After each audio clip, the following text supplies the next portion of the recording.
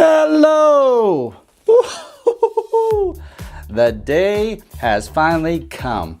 I wasn't sure if I was going to jump to the S10, but I decided to do it. Now the question is, which S10 did I get?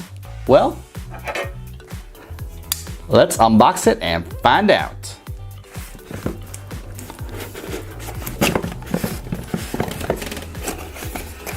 Whew, my heart's beating fast.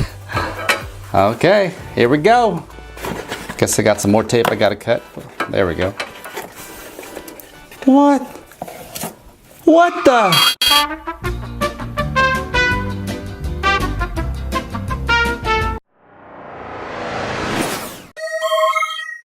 What's up, handsome people? If you're like me and you have a limited income, but you love expensive gadgets, you've come to the right place. On this channel, we focus on getting the best gadgets for the least amount of cash. So if you're new here, subscribe now. And hey, don't be shy. Feel free to check out the links in the description below anytime during the video. So let's see if the S10e is worth your money. So let me tell you a story. T-Mobile played a practical joke on me. I don't think they were intending to do it. It was an accident, but we got it all squared away.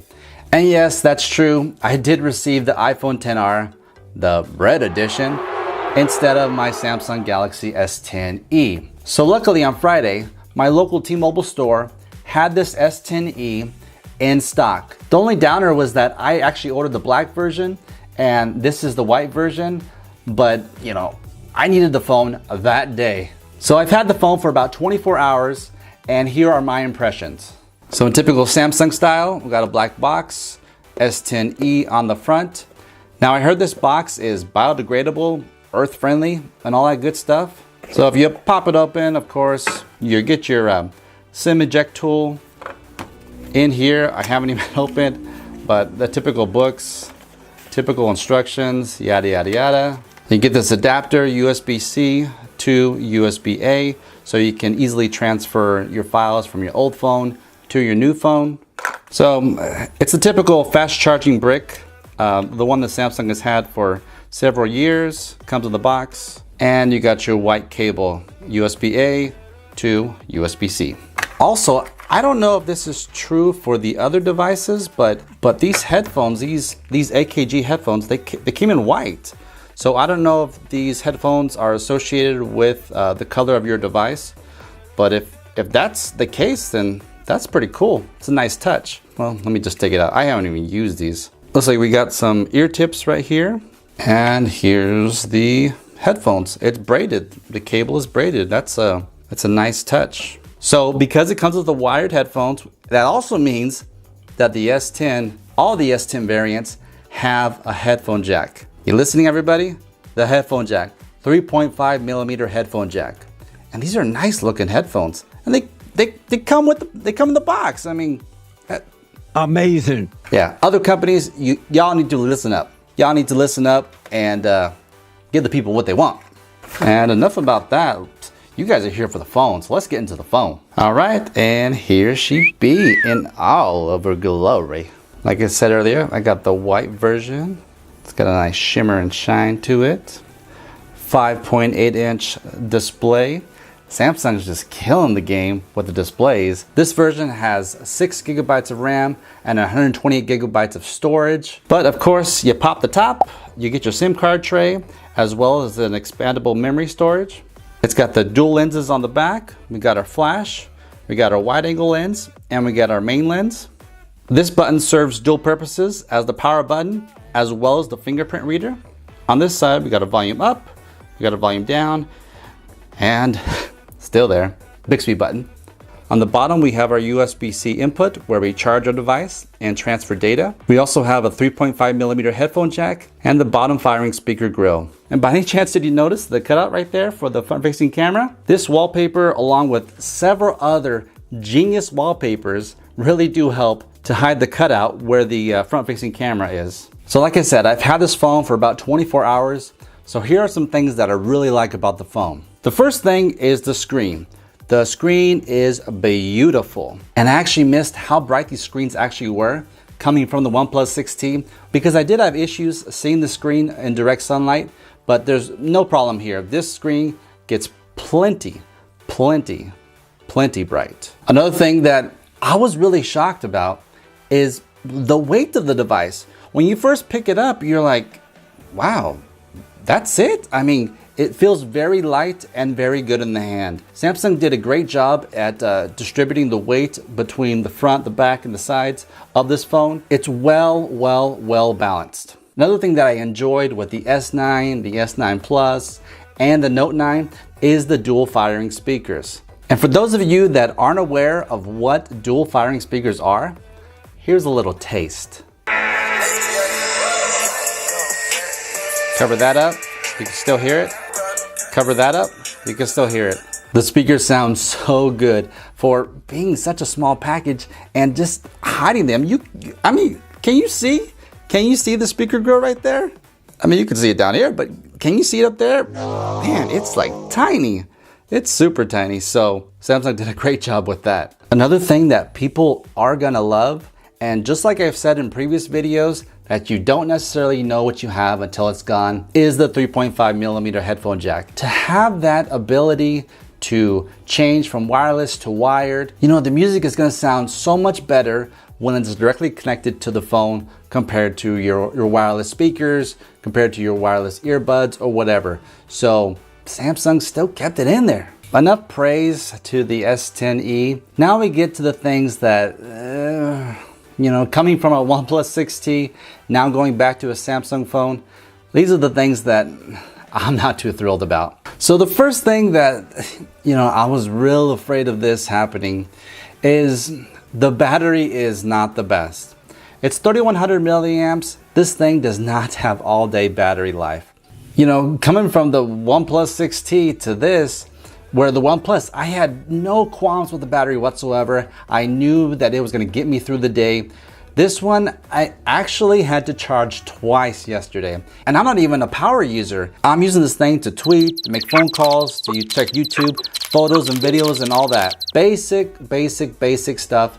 And this battery, I had to charge up twice yesterday. But I kind of knew that going into this. But Samsung says that Bixby 2.0 will help with battery life over time because Bixby 2.0 is supposed to learn your habits, close down apps, clear RAM, yada. But first 24 hours, it hasn't been great. Another thing that's kind of nitpicking a little bit, but it's how far up this power button is / fingerprint reader is. I gotta get my thumb all the way up there so I can touch the fingerprint reader. It's not typically where I would have my hand. It should be somewhere towards the middle, but instead it's too far to the top. And well, as far as speed goes, I mean, right now it's pretty snappy, but the stock UI that it comes with, I wasn't too thrilled about, so I actually changed it. I love the Google Home Launcher, but unfortunately, Google killed it, so that is no longer available. That is no longer an option. So this is what I had to deal with.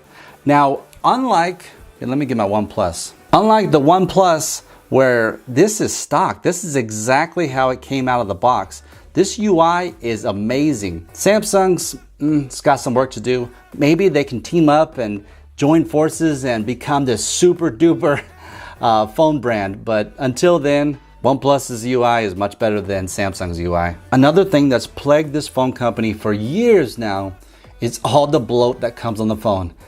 I mean, look at this. We got the Galaxy Store, we got the Galaxy Wear, we got the game launcher, we got the internet. I don't want to use Samsung's internet.